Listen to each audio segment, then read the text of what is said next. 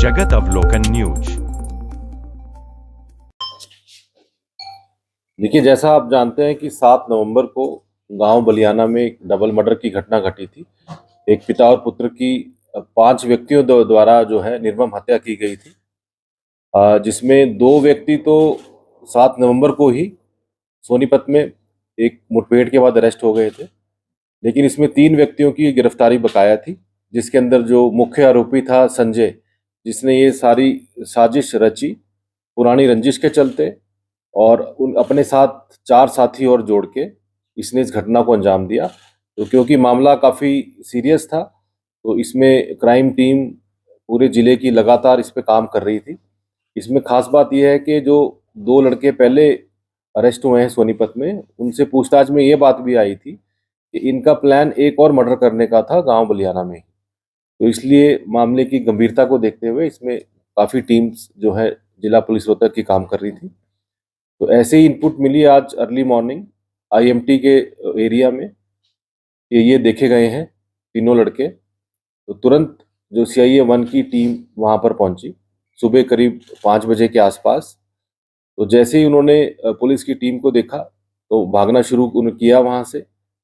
Police द्वारा उनको warning दी गई, लेकिन उन्होंने जो है वापस पलटकर पुलिस पर फायर किया तो अपने सेल्फ डिफेंस में, और उनको डिटेन करने के मकसद से उनके ऊपर भी पुलिस द्वारा अपनी सेफ्टी के मद्देनजर फायर किया गया, जिसमें एक जो संजय मुख्य आरोपी है उसको एक बुलेट इंजरी हुई है।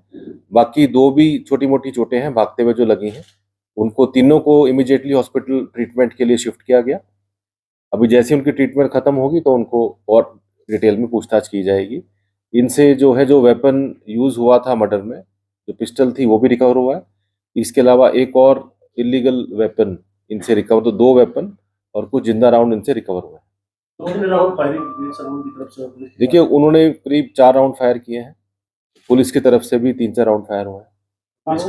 आरोपी पर और भी कोई घटना? बिल्कुल, इसके जो संजय है इसके खिलाफ पहले भी मुकदमे हैं, 2003 में भी मुकदमे हैं, कुछ और लड़ाई झगड़े के भी मुकदमे हैं, और बाकी जो आरोपी है वीरेंद्र के खिलाफ भी मुकदमे दर्ज है, NDPS का भी मुकदमा है।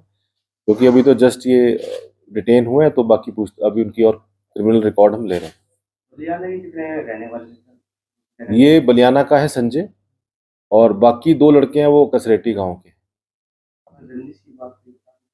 ये रंजिश थी इनकी गांव में। 2023 में संजय के भाई का मर्डर हुआ था, जो धर्मवीर और दीपक का जो मर्डर हुआ है, यानी दीपक के भाई ने जो बताते हैं कि मर्डर किया था, जो कि अभी जेल में। बाकी क्योंकि ऑलरेडी एक स्पेशल ऑपरेशन भी चल रहा है और हमारी क्राइम टीम पूरे एक महीने की अगर हम बात करें तो करीब 40 असले रिकवर कर चुकी है, जिसमें काफ़ी संख्या में असला भी रिकवर हुआ है, और इसके साथ साथ 40-45 जो है क्रिमिनल्स की गिरफ्तारी भी हुई है जो वायलेंट क्राइम में इन्वॉल्व है। सर, जिस तरह से ब्लास्ट हुआ था उसके बाद किसने सिक्योरिटी की? देखिए, जैसे ब्लास्ट हुआ था तभी तुरंत हाई अलर्ट का मैसेज आया था। तो जो हमारा प्रोटोकॉल है जो हाई अलर्ट का, उसके अंदर जो है नाकाबंदी, खास गाड़ियों की चेकिंग, जो होटल हैं, बस स्टैंड है, धर्मशालाएं हैं, उनकी चेकिंग।